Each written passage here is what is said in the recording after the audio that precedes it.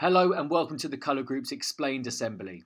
Thank you for deciding to watch this. It's really important you understand the colour group your child has been placed in and what they can do and you can do to best support them going forward.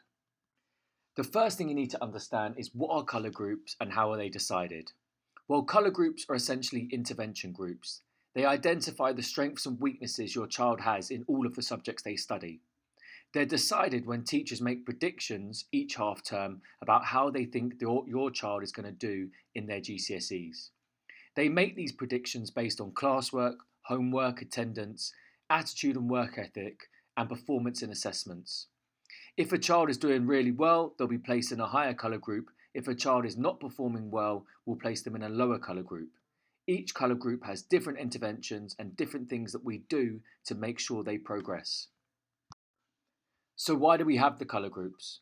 Well, first of all, they're definitely not supposed to embarrass the student.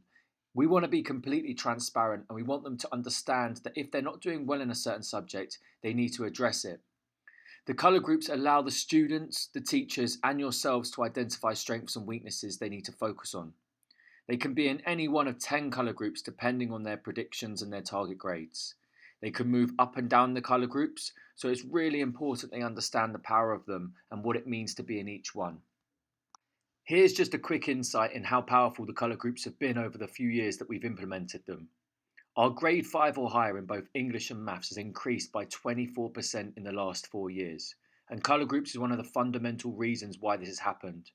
They were introduced in 2018 alongside Masterclass and the excellent behaviour system and the great teaching we have at school. This has all been part of the bigger change which has allowed students to continuously do better and better over the last few years. So your child is either Orange English or Orange Maths. This means they're achieving a grade 5 or higher in one of the two, but not both. They're also not achieving a grade 5 or higher in 3 more of their GCSEs. So as it stands, they're not set to pass 5 subjects. They're underachieving and they need to drastically change something. So how can you best support at home? What I'd like you to do is go through your child's report with them. Have an honest conversation about their strengths and weaknesses. Talk about why they are achieving in certain subjects but not others. Where are their target grades not matching up with their predictions? The problem is not going to solve itself, and what can you do and what can they do to change their predictions the next time round? The next slide has an activity you two can do together. So your child is not doing as well as they could do. What commitments can they make today to ensure they're going to improve throughout the course of this year? Take a look at this here. The sphere of control, everything your child can control. When they're in school, are they doing their homework? And then the influence it has. Do they get good exam results because of this? And so on. These things can be controlled. I want your child to make some commitments today about what they're going to do, what they're going to change to ensure they move in the right direction.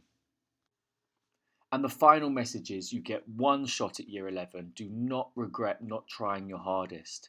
These results are life-changing, and the harder you work now, the better your results will be.